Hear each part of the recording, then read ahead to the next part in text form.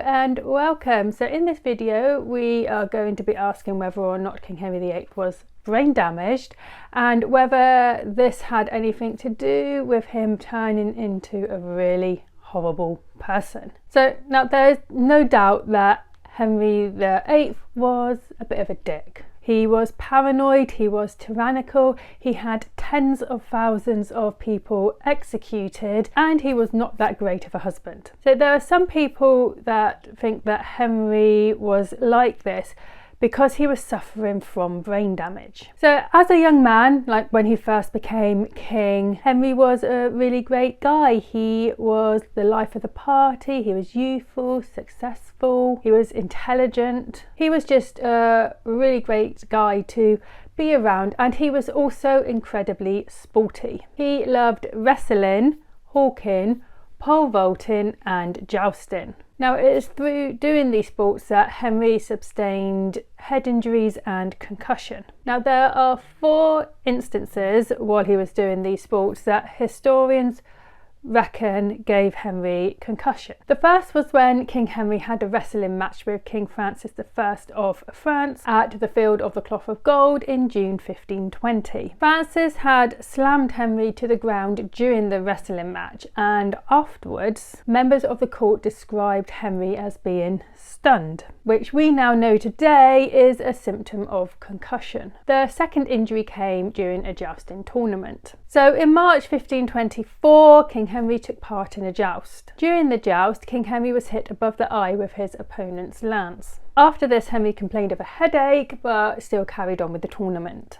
Though after this incident, Henry did start to get frequent headaches. So the third incident happened a year after the jousting accident. Henry was pole vaulting over a garden hedge when his pole broke and he fell into a watery ditch below.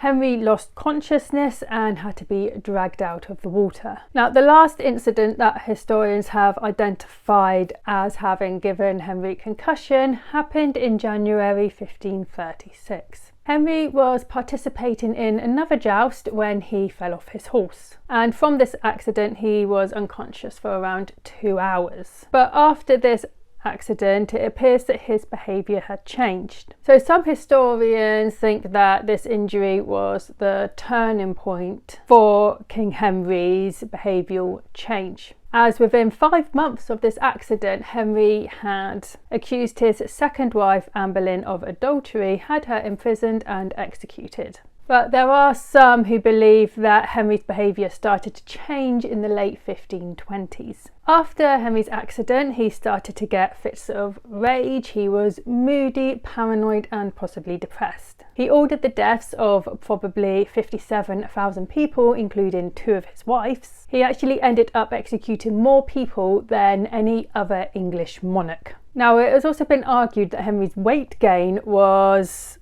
because of a traumatic brain injury, though most people think that Henry's weight gain has something to do with diabetes. So in 2016, an article came out in the Journal of Clinical Neuroscience that investigated a claim that was first made in the 1931 book, The Private Character of Henry VIII.